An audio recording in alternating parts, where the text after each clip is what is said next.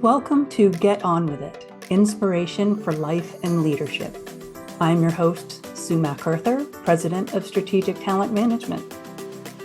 We've all met them, the people who have a presence and a unique point of view that make us want to lean in and say, tell me more. In this podcast, we celebrate these people and provide a platform through which they can share their insights. Whether you lead a company, a community organization, or just your own life, we offer you these moments of clarity, hope, and inspiration. So let's get on with it. When the ground shifts beneath you, whether from market volatility, economic downturns, or some kind of organizational disruption, many companies instinctively freeze spending and brace for impact. But that may be the worst thing to do. Organizations that emerge from troubled times don't retreat from investing in their people, they double down on them.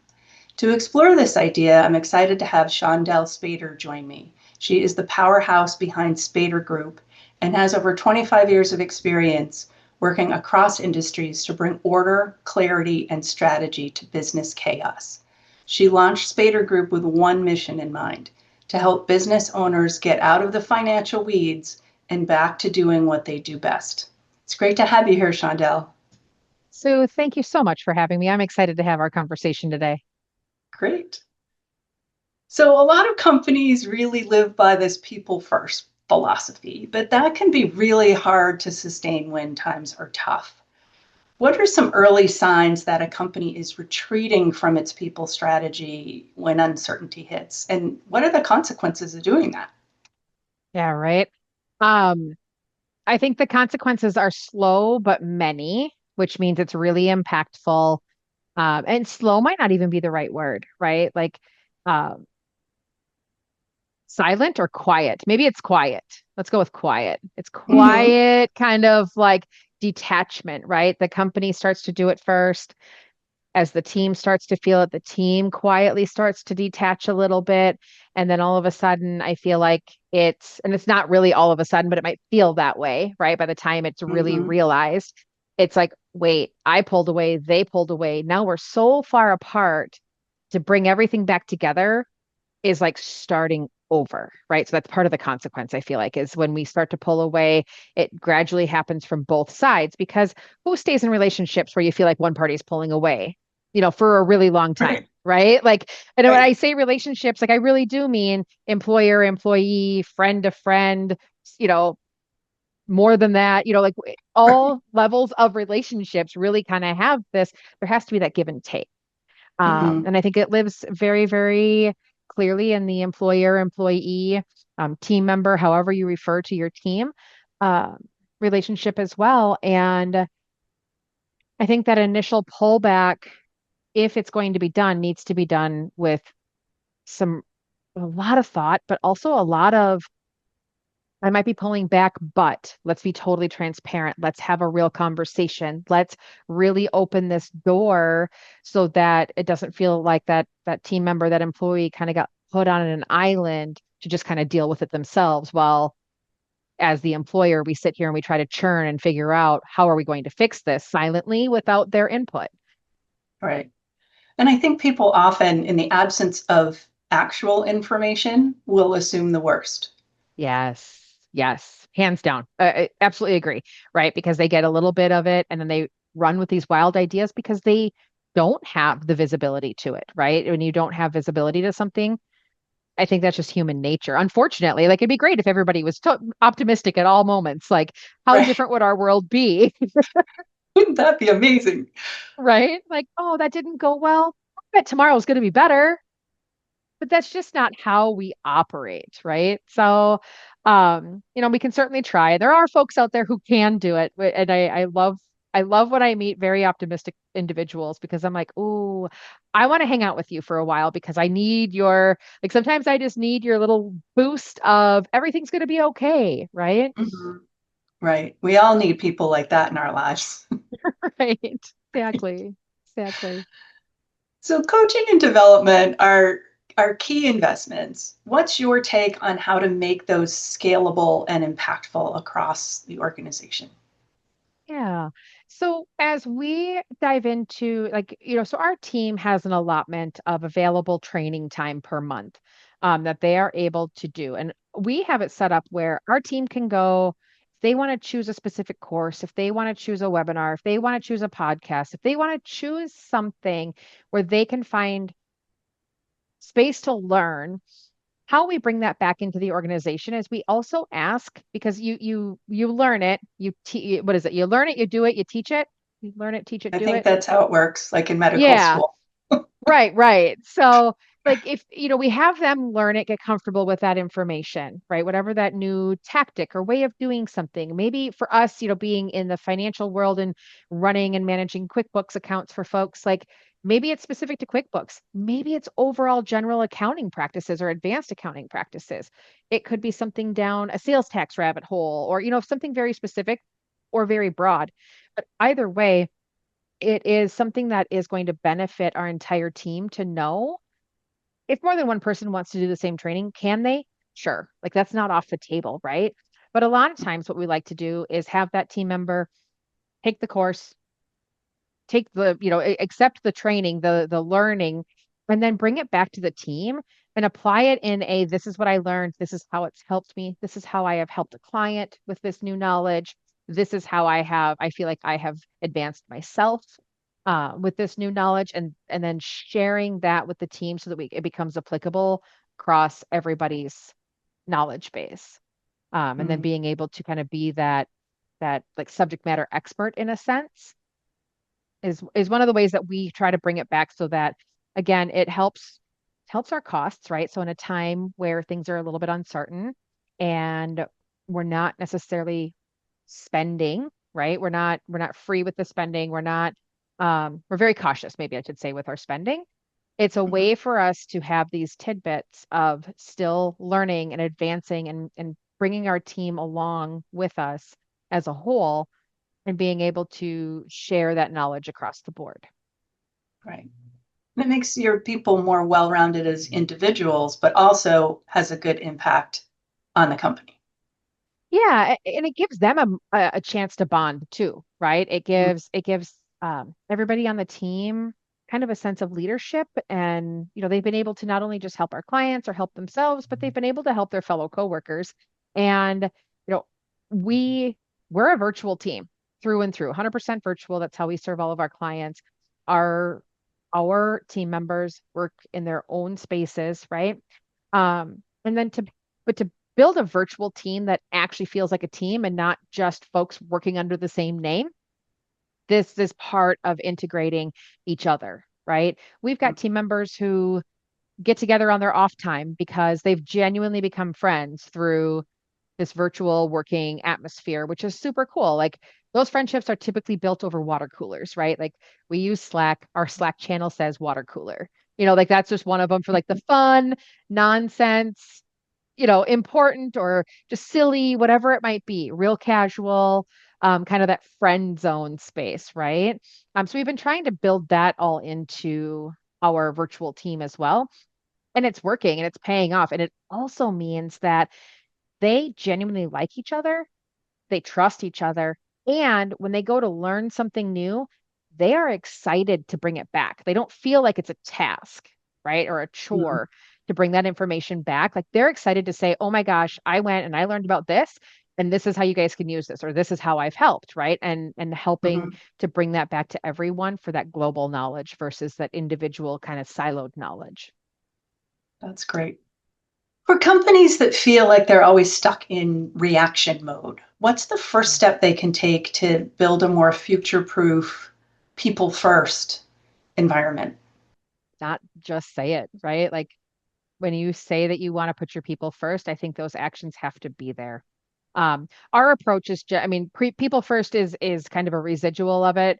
The first thing you're going to hear us say is that we're family first, and that really means we are individual. Like if our individual team members need to take care of their families in one way, shape, or form, we are going to help them navigate the fact that we have a very real job, we have a very real responsibility, we have very real deadlines and commitments, and we still have families. And ultimately, if our families aren't well, we're not good ourselves. We're not showing up the best as an employee. We're not showing up the best as our client's account manager. We're just not showing up the best in any realm for our families either, right? So if Mhm. that isn't truly cohesive, I think that is a huge miss for a lot of organizations when we say like we're people centered, but then we can't take our daughter, our son, to the doctor because they're sick. We can't have that time to be able to readjust and make sure that we can tend to them. Um, One of the things that we also have in place for ourselves is each of my account managers has a backup in one way, shape, or form, right? So if they are out, they can truly step away and know that when they put their out of office on and that out of office says, please reach out to whoever their backup person might be on the team, that team member, again, we've built that trust, we've built that camaraderie between everybody, that they're able to step away for those days, truly focus on a sick child, a sick parent, a sick, whomever it might be, and know that their clients are still well taken care of. Mhm. And I think that gives a lot of that comfort, right? So um our people first looks like or sounds like family first when if we're verbally talking about it, but that's really what it boils down to is making sure that our team members can take care of all the things that are truly important to them and still be able to work that all in with their real responsibilities. Right. Instead of real responsibilities, I should have said their still get through their work responsibilities while maintaining their family. Right. There's a difference between the two. Yes. But as I mentioned in the introduction, it's common for companies to instinctively freeze spending when times get tough. Why is that a dangerous thing to do when it comes to investing in people?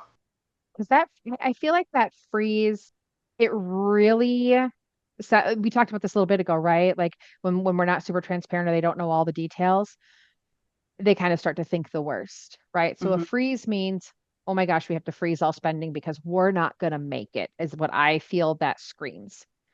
That's not always the case, but because I think as CEOs, as business owners, as agency owners, I think when we say the word freeze, we might be coming at it from an aspect of we need to slow down on this. We need to freeze this so that we can get our hands wrapped around it and we can identify where's the bleeding, where can we strategically cut back, where should we still invest.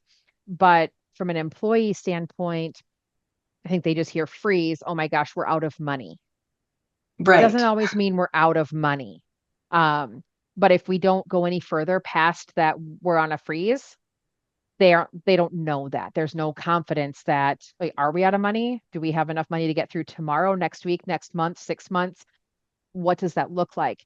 Not everybody is comfortable sharing that information, right? Part of it might be they might not understand how far they can, how much bandwidth they have. Right. They don't know where to cut it yet. They don't know where or how to fix it yet. So sometimes that freeze is jumped on immediately to say everything's freezing while we're figuring it out, but that while we're figuring it out can get really long. And I think for an employee, not understanding what the true dynamic is and not being able to have that visibility and ask the questions and get clarity, I think that is super impactful in their decision making because the first thing they want to do is protect themselves, protect their family, because that's what they need to Mm. do, right? For themselves. If they are working, they are an employee, they're earning money, it's benefiting and supporting their family, and that can't just go away and everything's going to be okay typically. Right. So they want to, I think the hairs in the back of the neck raise, and it's like, They start looking at job postings. yeah, right. They start looking at job postings, and then all of a sudden it's like, well, this one's guaranteeing me that they can pay me. They're seeking us out. They're actively hiring, which is a good thing, right? Mhm. And because we're on a freeze and we're not clear and we're nervous over here, I think it just becomes this slippery. They might still love their job, they might still love their employer, they might still love their clients and all the things that they do, but it got shaky and over here the grass looks greener. Right. And sometimes the best leaders are the ones who say, hey, times are tough right now. We're figuring it out. But if you have any ideas, let me know. Mm, yeah. And sometimes the best ideas come from where you least expect it. Yeah. Yep. So Yeah. I will be 100% transparent. Like we've gone through this ourselves, right? We too have been in this world atmosphere, weird atmosphere that is like, okay, buying habits have changed. Just needs have changed, right? Like things have slowed down from a standpoint of, years ago, well, not that far, but a while back, like I was able to jump on a sales call maybe twice and it was sold, done. A lot of times I would sell it in the first conversation, the first call. That was because they were warm leads coming in. They were referrals from folks that, were saying, hey, I work with Spader Group. You need to talk to them and they're going to take care of you. So they were already sold before they got on the call with me, right? So I recognized that. We were at a very different price point because our packages were very, very different at the time. And I think we were just simply an easier yes because that risk factor wasn't quite there. Like the investment level was like, okay, it's low enough. If this shouldn't work, it'll be easy enough for me to switch.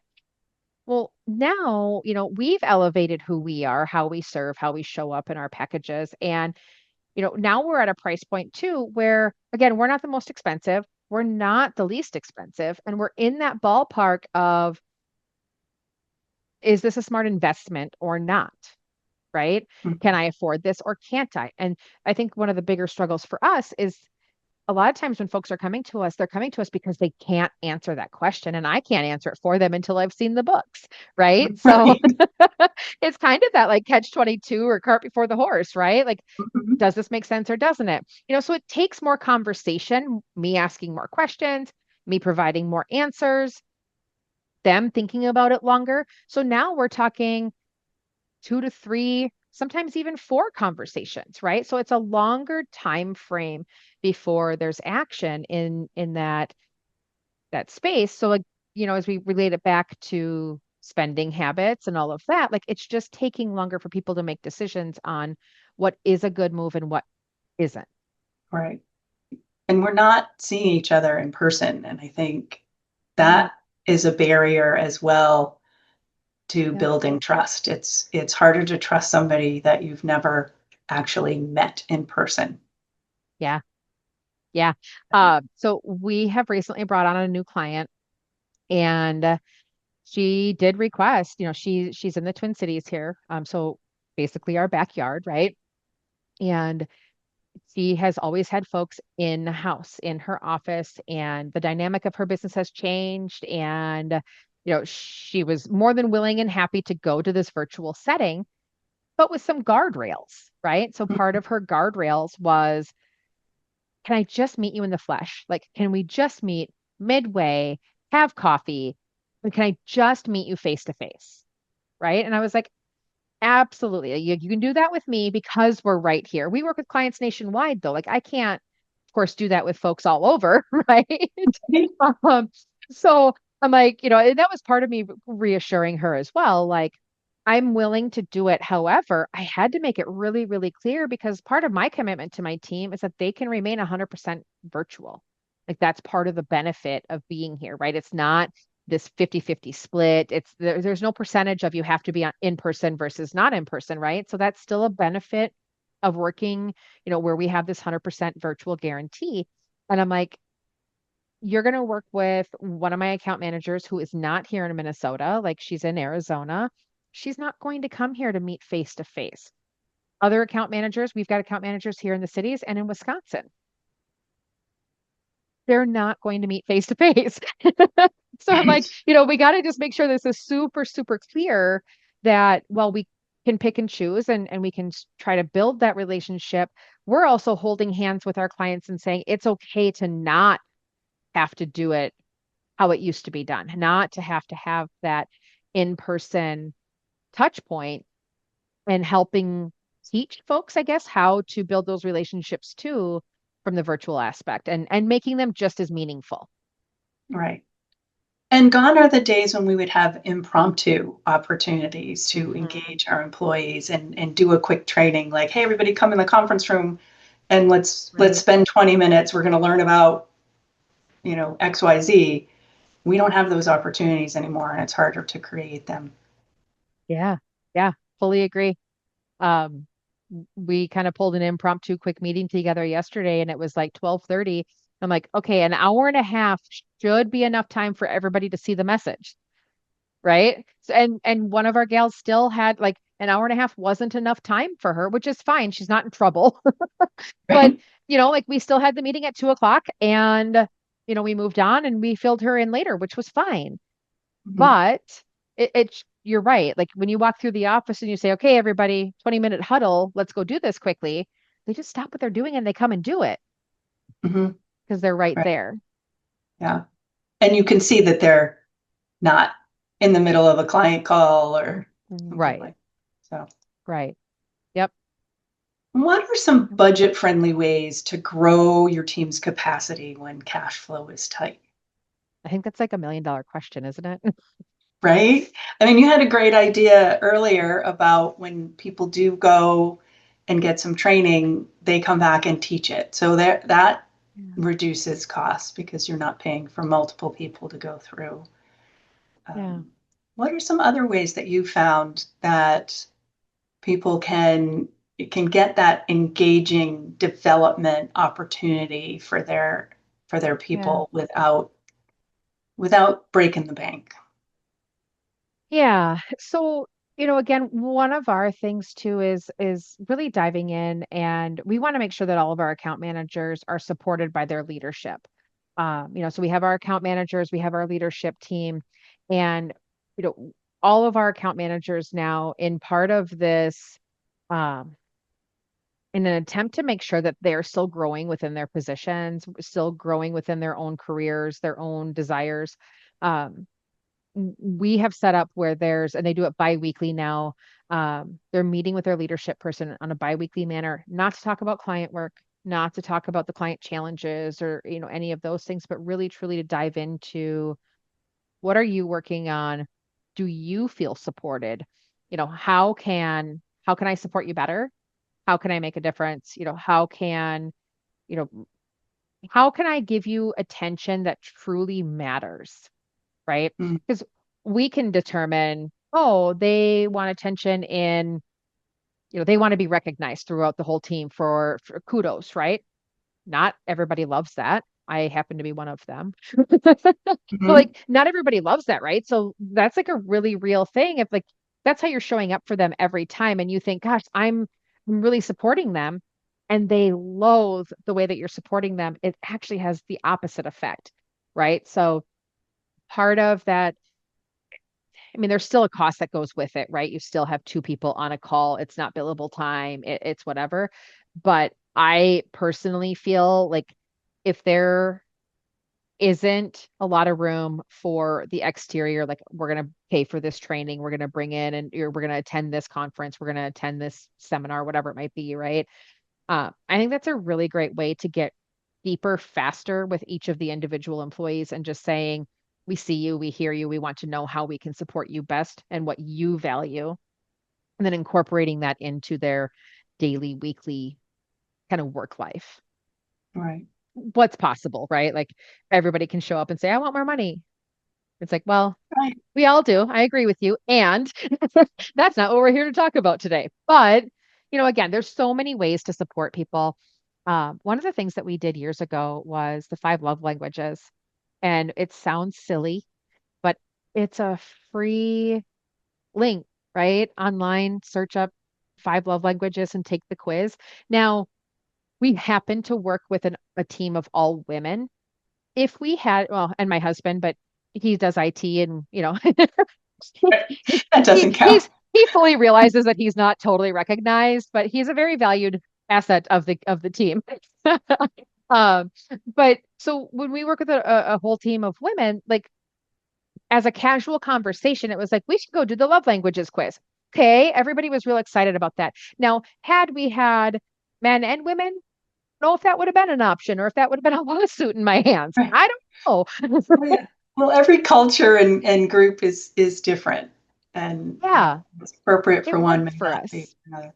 But there are a lot of resources online for free or very low Yeah. cost training. And you name it, it's out there. I mean, it could Yeah. be soft skills like emotional intelligence or Yeah. conflict resolution, which are always really valuable things for any member of a team Mhm. to have.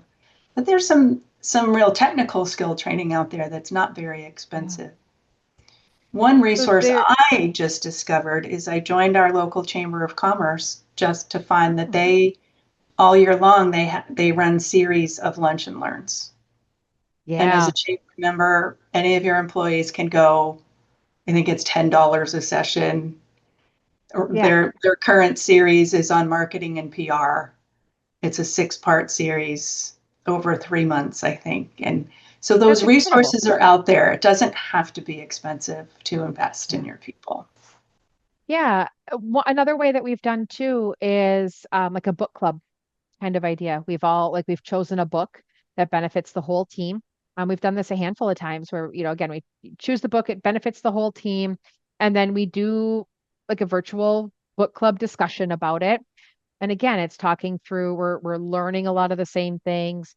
We are um, just it gives us another talking point, another point to connect, and another point to say, oh my gosh, I could see how this could help this client. Or, because we do have the overcrossing um, uh, focus with our clients too, right? Like we have multiple account managers who can support a single client. They're brainstorming together, even though this account manager Mhm. may be the point person. If this one's familiar with the account and they read that same material, like, oh my gosh, yes, this could totally apply in this way, shape, or form. Um, it's the book clubs have been fun and our team have really enjoyed it. Like, you know, we have yet to venture into like a nonsense, not work related book. I think that could also be beneficial and maybe an idea that I have to run across my leadership team Right, right, just to build that camaraderie. That piece right, alone is so valuable, invaluable, I guess. Like it just that you right, can't put a dollar amount on that. right. Well, speaking of dollars, from an ROI standpoint, what can be the benefits and best uses of having some downtime? We've talked about, some training and some books. What are some other ways to keep people engaged and keep that ROI up there? Because we don't want to just Yeah. be doing things to do them. You and I are both very practical people. Yeah. We want there to be some tangible, practical results. Yep. So when we've been in those places, it's, how do we utilize folks on our team? They wouldn't be on our team if we didn't trust them, right? They wouldn't be here if we didn't full-heartedly know that they were of value. They brought smarts. They bring va they are here to move us forward, whether it be us internally as a company or for our clients, right? So when we're looking at, what do we do in the downtime? We bring them into those research conversations, right? Like, here's some different ideas. I have not always been great at being transparent with what's going on, behind the curtain, if you will. Um, that is something that I purposefully need to work on.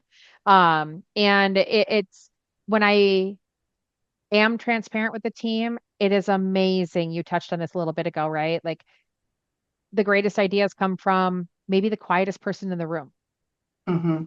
which is fantastic, right? But if we hadn't have been vulnerable, if we hadn't shown up and said, okay, we've got downtime, let's brainstorm together. We, we shifted our focus to like internal processing, right? Internal practices, internal structure, making sure that we have a really solid infrastructure to be able to sustain the growth that we desire and that we're all working towards. Um, Without that time to really focus there and really take a look at when we were busier or when, again, we didn't have as much capacity on the team, when things felt really chaotic, let's break that down and talk about why was it chaotic? What made it, what were the reasons? Mhm. Was it things that our clients were doing because we didn't show up and teach them how to do it differently?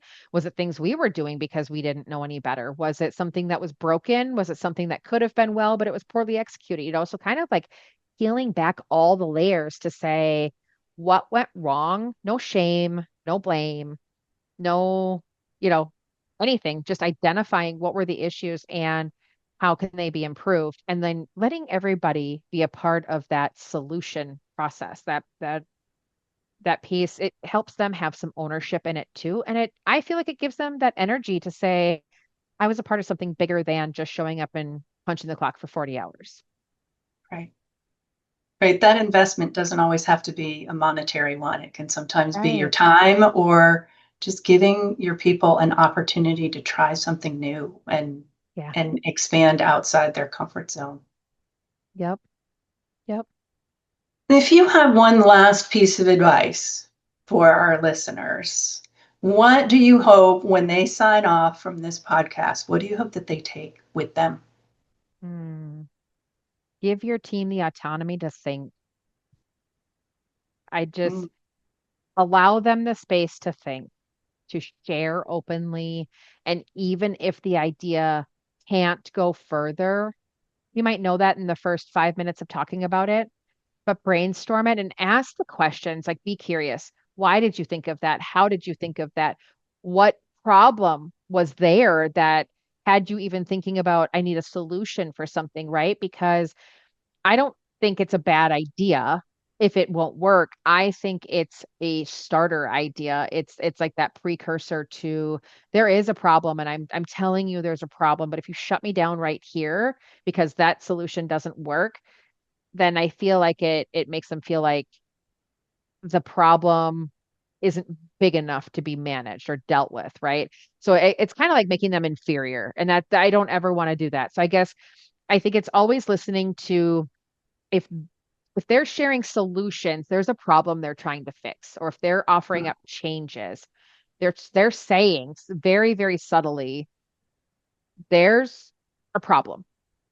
So mhm, get curious and dive into really truly what is the core issue that they're trying to solve or navigate through and around.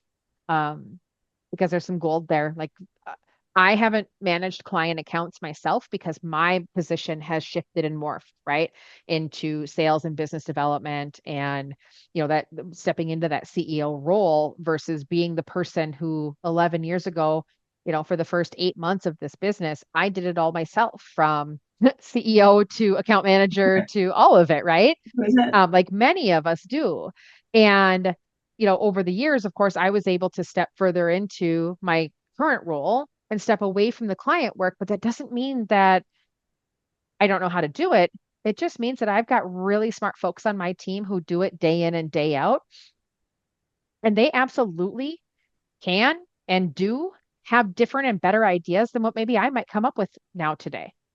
Like Mhm. there's just no doubt about it. So listening to your team and giving them that autonomy to not only think for themselves, but for the company, for their clients, and have a safe place to share that where they can be met with resources and additional brainstorming and working through improvements.